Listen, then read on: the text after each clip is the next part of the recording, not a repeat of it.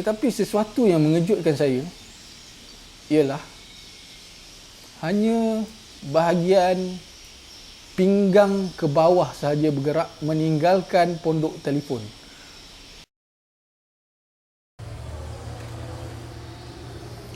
Assalamualaikum, bersama lagi dengan aku Ramli Ismail dalam RI Channel. Okey, kali ni aku nak kongsikan satu kisah seram dari seorang individu yang berlaku pada dia di sebuah pondok telefon di universiti yang dia pelajari. Okey, saksikan.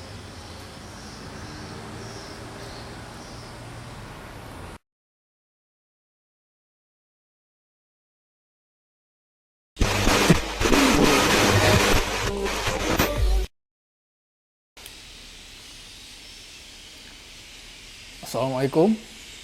Saya Wan Faizal bin Hamzah. Saya akan berkongsi kisah pengalaman seram saya. Kisah yang pertama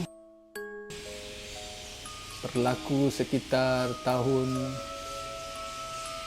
2003-2004 saya ingat saya lah. Ketika itu saya masih menuntut di sebuah institusi pendidikan di utara tanah air. Saya ingat saya dia berlaku ketika cuti hujung minggu. Masa tu saya tinggal di asrama atau hostel. Bila cuti hujung minggu, hostel ni tak ramai penghuni dia lah. Sebab ada yang balik kampung, ada yang keluar outing. Jadi saya anak rantau di sana stay di hostel. Jadi pada malam tu saya bercadang untuk menghubungi seorang kawan melalui telefon awam. Masa tu tak ada handset macam sekarang. Menggunakan telefon awam, menggunakan shilling. Jadi saya keluar dari bilik asrama saya sekitar jam 10 hampir 11 malam lebih kurang saya ingat saya. Ketika saya menuruni tangga menuju ke pondok telefon, saya dapat lihat seseorang sedang menggunakan telefon. Jadi saya mengambil keputusan untuk menunggu. Berhampiran dengan pondok telefon tu ada sebuah bangunan yang dijadikan sebagai bilik tayangan yang menempatkan TV dan beberapa permainan indoor. Jadi saya menunggu di situ sambil menonton televisyen lah ketika tu. Setelah setengah jam lebih kurang, saya melihat menerusi tingkap di bilik tayangan tu, saya melihat ke arah pondok telefon tu masih lagi ada orang dan saya perasan orang yang sama lagi di pondok telefon tu. Jadi saya fikir lama betul lah orang ni guna. Jadi saya masih lagi menunggu. Dalam sekitar 10 minit saya pun mula hilang kesabaran. Jadi saya keluar daripada bilik TV dan saya menuju ke pondok telefon tu lah. Dan dari jauh saya seakan menjerit lah, sedikit menjerit. Saya kata, "Bang, sudah-sudahlah. Orang lain pun nak guna telefon." Respon yang saya dapat ialah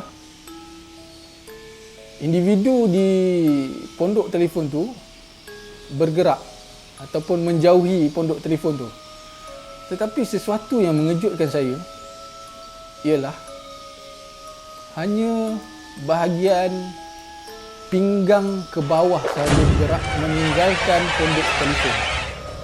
Bermakna setelah ataupun selama setengah jam saya menunggu tu, hanyalah kaki saja yang berada di pondok telefon. Dan kaki itu bergerak meninggalkan pondok telefon dan saya bergerak meninggalkan tempat tu. Dan saya batalkan niat saya untuk menelefon kawan saya dan saya kembali ke bilik asrama saya. Dan sepanjang malam saya tidak dapat melelapkan mata sebab saya memikirkan apa yang sedang ataupun apa yang telah saya lihat tadi. sepanjang malam saya tidak dapat melelapkan mata. Saya dihantui dengan rasa seram, rasa terkejut dan rasa keliru. Dan peristiwa itu saya masih jelas dalam ingatan saya sehingga ke hari ini.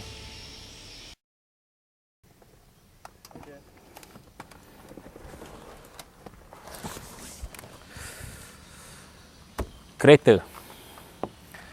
Mesti korang pernah mengalami pengalaman seram semasa memandu sebuah kenderaan di jalan yang seram. Okey, kali ini sebuah kisah seram seorang individu yang melalui jalan Gunung Arung. Saksikan kisah seram ni.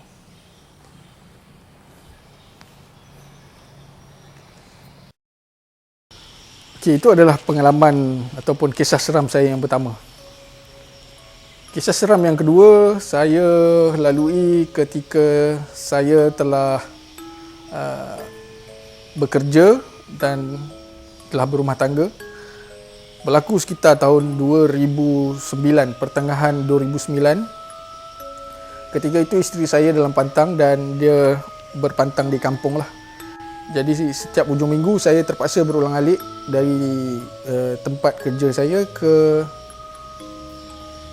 kampung isteri tu di Johor. Dan saya bekerja di Rompin ni. Jadi ada dalam satu trip ataupun satu minggu tu, perjalanan pulang saya dari Johor atau dari Aitam ke Rompin ni terlewat daripada biasalah.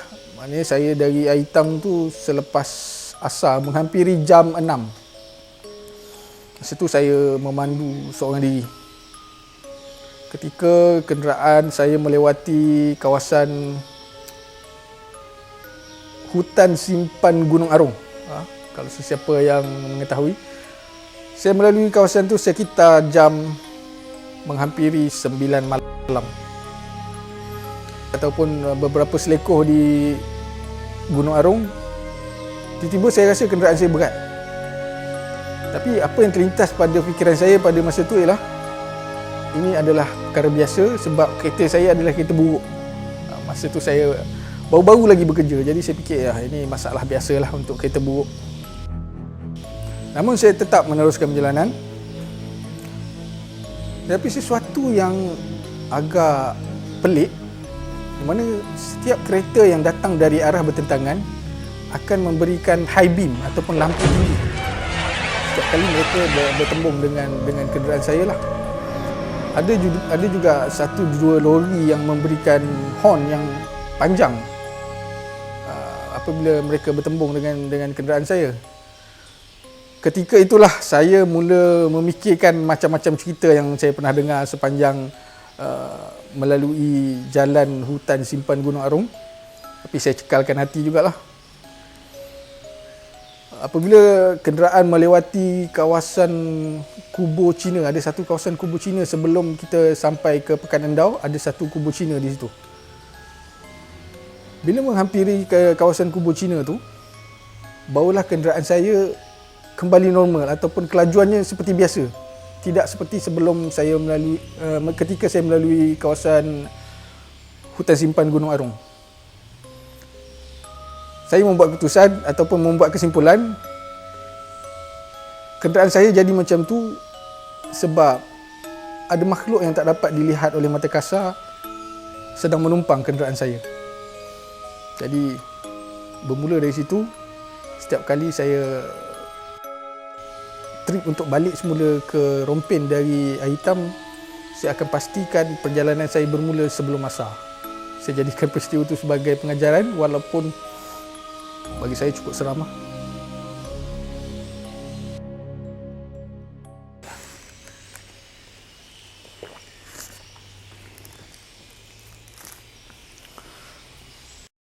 Baik, kisah yang seterusnya berlaku ketika saya masuk ke rumah baru. Setelah beberapa tahun saya bekerja, saya dan isteri mempunyai ataupun berkemampuan untuk membeli kediaman sendiri. Jadi sebelum masuk ke kediaman tu, kami pergi untuk basuh rumah tu lah. Pada masa tu anak-anak saya masih kecil-kecil lagi lah. So kami pun datang ke sekeluarga ke rumah tu untuk membersihkan, buat apa yang patutlah sebelum bawa barang masuk. Ketika saya sedang membersihkan rumah tu, anak saya yang ketika tu berumur 2 tahun, dia datang pada saya, dia bertanya, dia tanya, "Abi, ada orang lah dekat tangga rumah kita." Sebelum tu saya nak maklumkan rumah saya ni rumah teres 2 tingkat. Jadi ketika saya membasuh di bawah tu, anak saya kata ada orang dekat tangga. Saya tanya orang mana, dia kata tak tahu, orang perempuan tengah mencangkung dekat tangga. Saya minta dia menggambarkan seorang perempuan berambut panjang, berkain batik sedang bercangkung di atas tangga tu. Cerita dia tu buatkan saya termenung. Sebab saya memikirkan, kalau itu cerita bohong, takkan budak umur 2 tahun bohong. Sebab orang tua-tua kata kanak-kanak ni, dia punya pandangan mata dia kadang-kadang tak terhijab. Jadi pada hari itu saya dan isteri saya hanya selesaikan kerja-kerja membasuh ataupun mencuci rumah di bahagian bawah. Di bahagian atas tu saya tiba-tiba datang rasa tak berani untuk naik ke atas. Sedangkan tu rumah saya dah berhabis duit untuk beli.